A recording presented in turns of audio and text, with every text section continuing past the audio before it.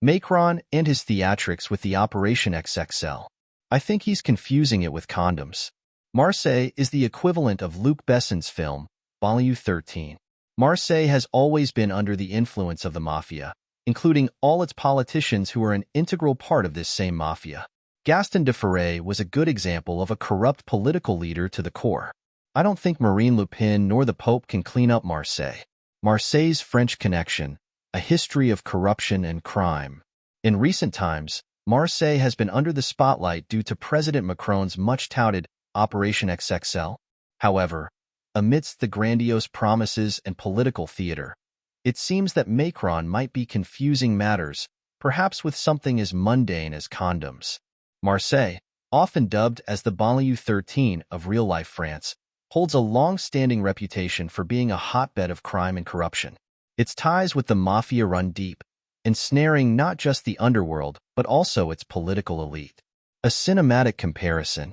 Drawing parallels to Luc Besson's gritty film, Banlieue 13, Marseille embodies a similar narrative of urban decay and lawlessness.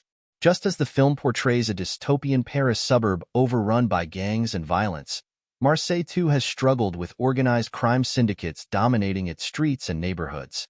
This comparison highlights the grim reality that Marseille has grappled with for decades, despite numerous attempts to clean up its image.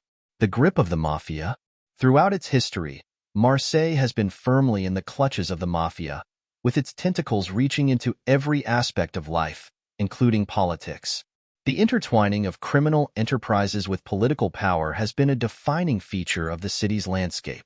Politicians, rather than serving the interests of the people, often find themselves serving the agenda of the mafia bosses who hold sway over them.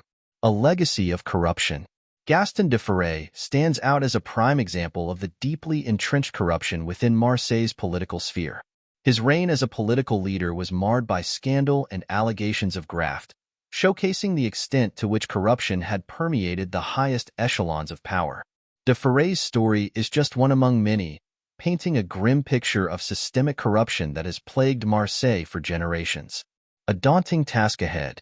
Amidst calls for reform and promises of change, skepticism looms large over whether figures like Marine Le Pen or even the Pope could truly cleanse Marseille of its deep-rooted corruption and criminal influence.